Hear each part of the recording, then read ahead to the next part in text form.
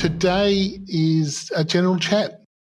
We just kind of a chat between ourselves, and people have asked us to talk about how we got to where we got to. That's a good question and a long answer. We're both entrepreneurs and we're different entrepreneurs. So you were more, your expertise was in the intangible stuff and my expertise was in tangible stuff.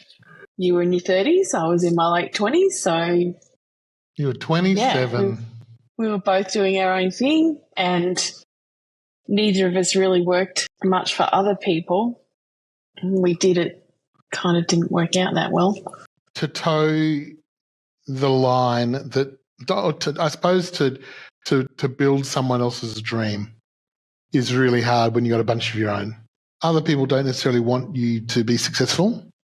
They want you to make them successful. You started out in design. You won a whole bunch of competitions in your teenage years. Yes. You won this Cafe Break Award in Australia, which is a big design comp. I was.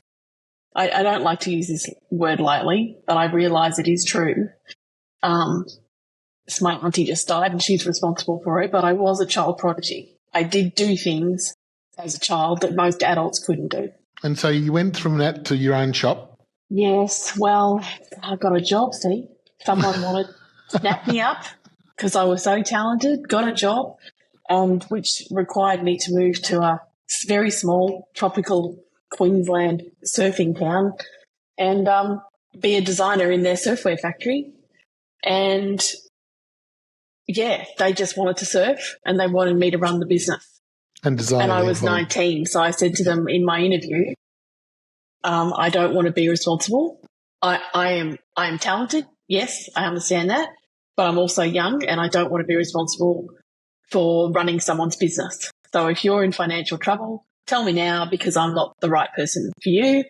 And they said, no, we're all good. We're this, we're that. So I got there and within days I realised they were in financial trouble. So you did all that. And then how'd you get to Hastings Street? Saw a cartoon in the paper. There was a movie called Strictly Ballroom. And there was a cartoon in the paper of two politicians, one in a pair of boxer shorts, and it said something to do with Strictly Ballroom, and I just went, what a great name for a boxer short shop. And anyway, that was it. I couldn't get it out of my mind. And then I found a shop. Ballroom being a play on room for your balls. Yes. In boxer shorts. Yep. Yes. So I opened Strictly Ballroom in Hastings Street, got in the paper I just found the name of a cool shop, got in the paper, and then that started that. And then I had a letter from the movie to say you can't use the name, cease and desist, basically. And I went, oh, really? That's a bummer. So I changed it to Simply Ballroom, and yeah. The rest is history. I was there for 4 years and then I moved to Melbourne. All right. So my brief background came up through sales and ended up running sales teams, like proper door-to-door sales teams. And then ended up the grind, Jono. The grind sales teams. Yeah. It hurts just thinking about it. It does when you look back on it, just how much time and effort that took. But yeah, it was like you talk about hard work. That was hard work, and it was hard emotionally. And you were broke all the time. You made lots of money, but the money came in spits and spats, and there was long times in between. And by the time you paid your bills, you were often broke and had to go back to work again next week broke. So I got better and got up to where I ran teams and had my own companies, and then ran other people's teams, and then sort of went into my own business where I met Mickey and with stuff we did in Perth. But I suppose we should jump to where I met you. I suppose that's a good thing. I was running a sales team for a multimillionaire guy in Melbourne. Yep. And I was at the end of my 4 years, nearly Lease in 5 Melbourne. years in lease in Melbourne. Yep. And I said to a very good friend of mine at the time, I need a very beautiful woman to date and this weekend. And he flicked across he literally just like shuriken through the business card across the table, and it spun through the air, landed on the table, and then spun until it stopped in front of me. I've actually got that card right here. Oh, my God. This is the card. The story of the card. This is Amanda Jane when she was 27 years old or thereabouts. And a friend of mine who was a portrait photographer took the photos of the stuff that I used to make and said, you should wear it. And I'm like, oh, really?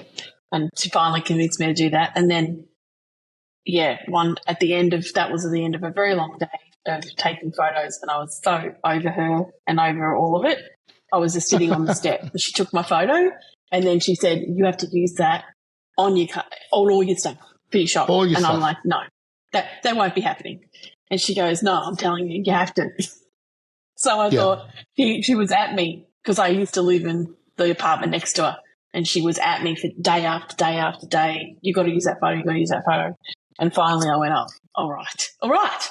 And that's how it came to be on the card. So Mark flicked that across. And so being a salesperson and having quite a bit of experience with young women at that stage in my life, I knew that if I rung you up and told you what I thought, which was, you're the most beautiful girl I've ever seen, we need to go out for lunch, you would run a million miles. Okay. Blah, whatever. Yeah. So instead I rang my good friend Michael, our CEO in Perth, and I said, Michael, can I have the centre spread of your magazine that you publish? And he had a wedding magazine that he published. And he says, what for? I said, there's this girl in Melbourne I want to ask out, and she's got a pyjama shop. She makes these really high-quality fashion pyjamas, and I want to do a centre spread on her, but I want to use it as a way to meet her.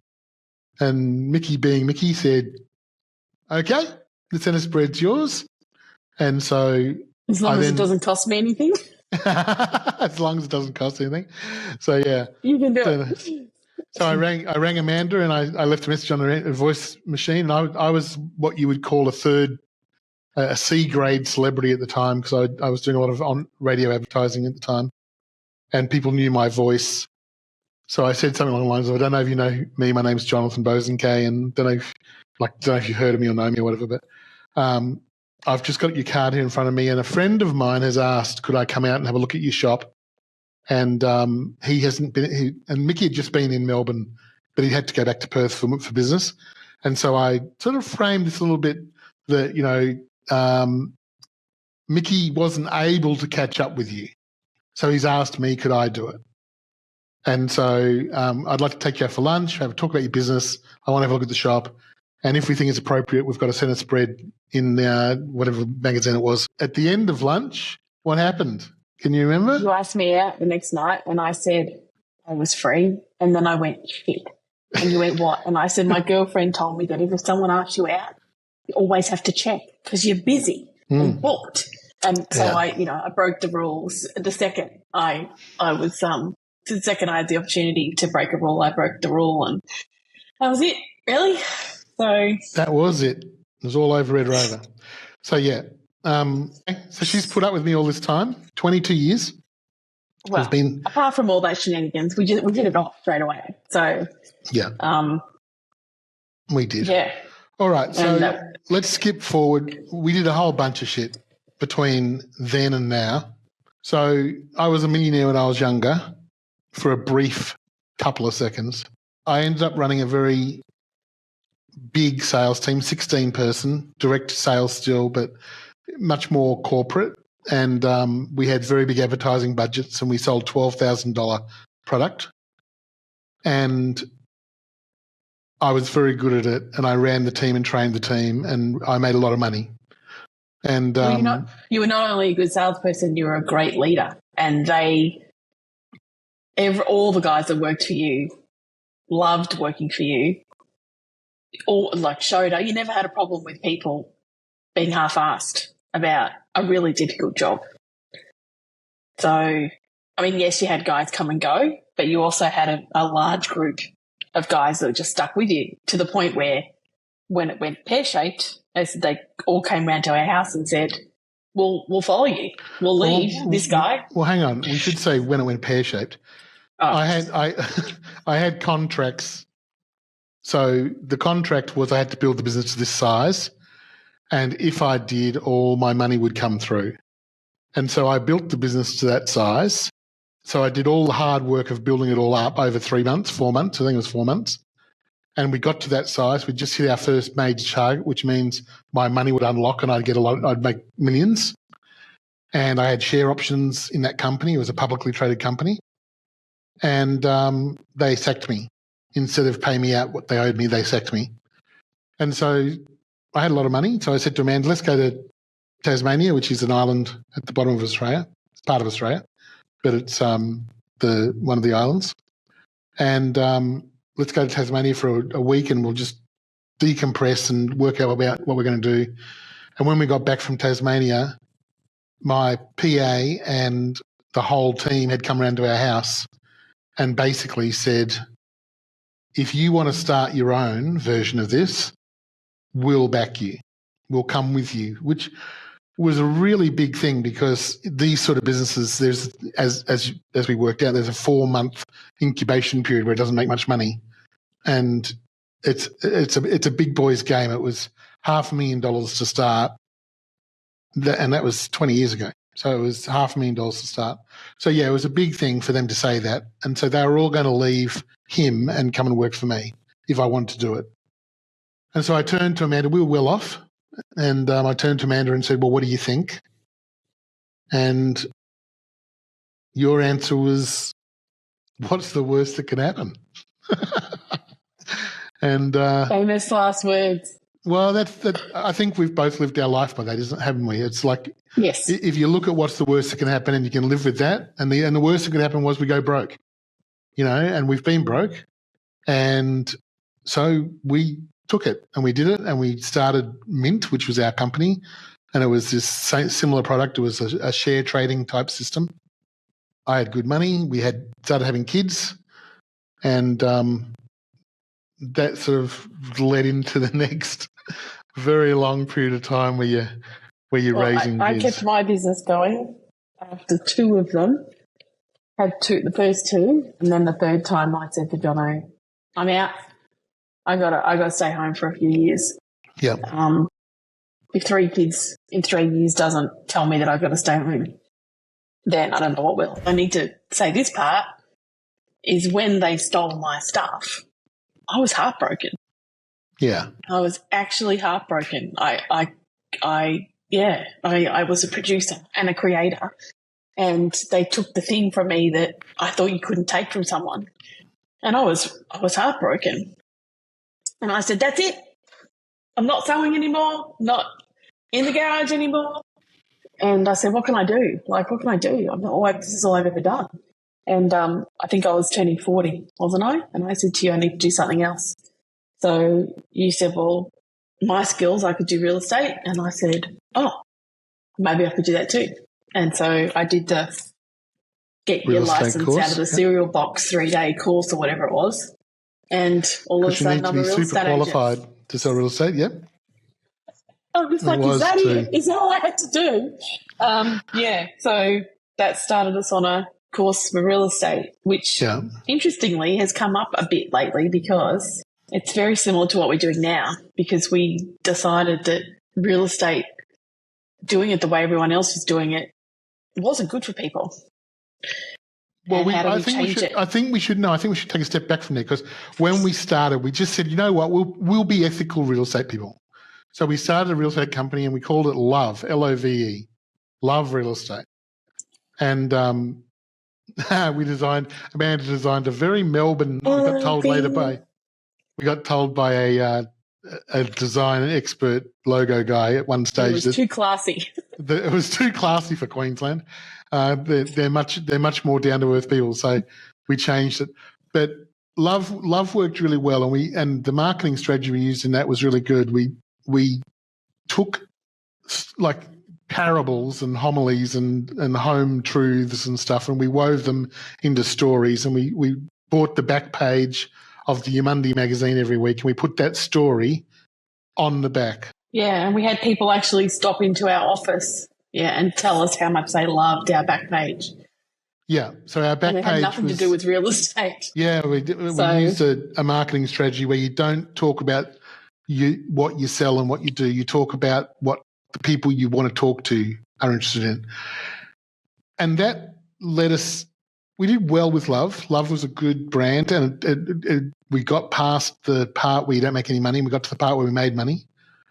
And we had and we also got royally FUCK'd multiple times to the point where we lost more commission in the first year of being real estate agents than we earned because lost is the wrong word. We had stolen from us. Yeah, more commission, but we won't go into all that. That's just real estate.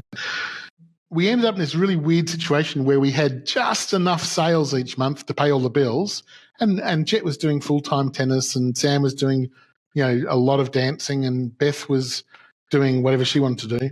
So we were spending close to probably $1,000 a week running the kids in their activities. But after that, we didn't have much money left over. We were always one sale short of really getting ahead. The better we did at it, the more angry everyone else got. Yeah. And people started spreading rumours about us around town, and because it's only a small country town. And when I say small country town, it's a big country town. But and we were challenging the status quo. We were repositioning real estate in a lot of people's minds, and they hated it to the point where the local newspaper, we wanted to advertise in the paper because everyone in real estate advertised in the paper, and the paper contacted us and said, "We will not take your money to advertise." And we just went, "What? What do you mean?" And the girl actually told us that they had been threatened by bigger agencies that if they kept taking our money, the other agencies would stop. So it was a confirmation that what we were doing was working, and it was also the beginning of the end because we just thought we just can't fight this anymore. For 5 years we've been doing it, and we just went, you know what, when's enough's enough? Maybe we've had enough. We've had enough of the country. Maybe we need to go back to the city. Maybe we better go and get a degree in marketing and just get a real job. I think that's I was, 50? Was I just somewhere around there? 2015, yeah. So around 50. And so basically we moved back to Melbourne, and started doing study. So I've done a lot of marketing in my life, but not formally. So I've always been interested in PR and how marketing works, and I'd studied it informally but not formally. So I went back to university, went back to Griffith University, and which is actually in Queensland, but did it online. They had a beautiful online course. And I did my degree, and then I did my master's, and Amanda decided since I was going to do that, she'd do it as well. So we did it sort of together, which was hard because we had to keep doing two. I found it. You found that you course. Did it with me. Yeah, that's true. So I was going to do a master's in marketing, and Amanda found a better course than what I had. The Griffith course was much better. So we went and did that one. But it was really hard because since we were doing it together, we couldn't do the same subject. So I had to do, if there was 3 subjects to choose from, I'd do Virgin Airlines and Amanda would do Coles supermarkets or something. So we couldn't copy each other's work, which was really annoying. But it worked out okay. And she got better scores than me, slightly. Of course I did.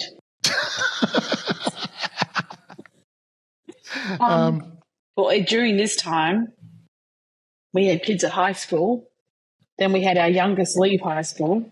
Then we had Jet, young bull, go, "I'm going to leave school too." Well, you can't leave school unless you're earning money, yada, yada.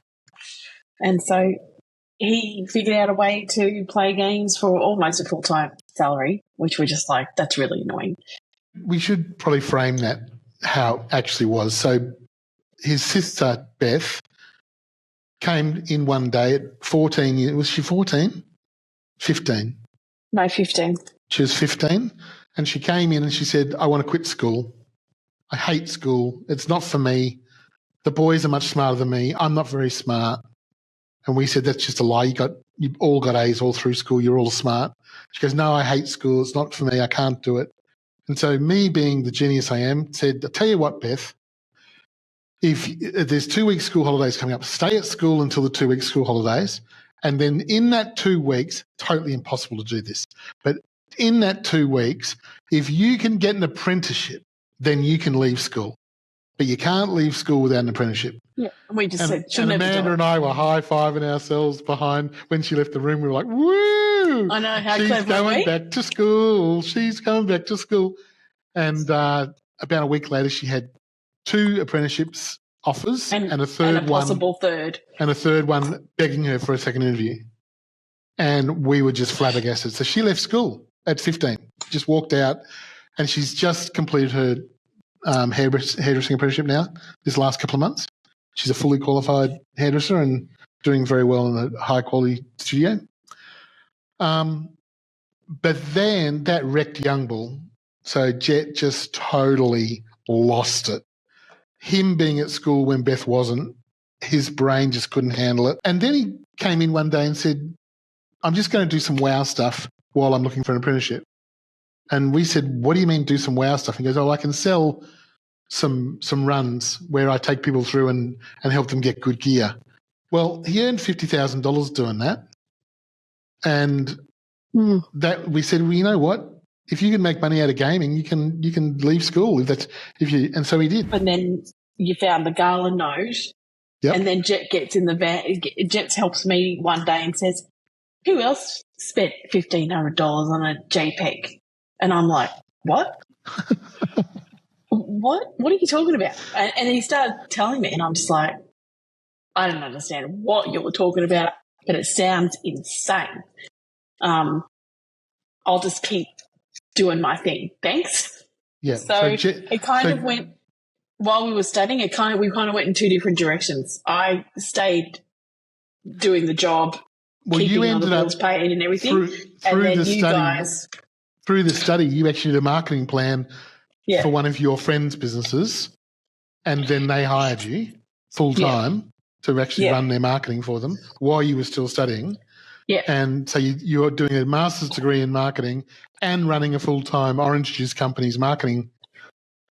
So you were bringing home the bacon. So I was, and Jet and I were fucking living, and we were living the dream. We were gaming every day and trading NFTs. Jet and I would do about 2 or 3 hours a day research. Yeah, trading. Then we'd go and spend 20 or 30 grand buying NFTs.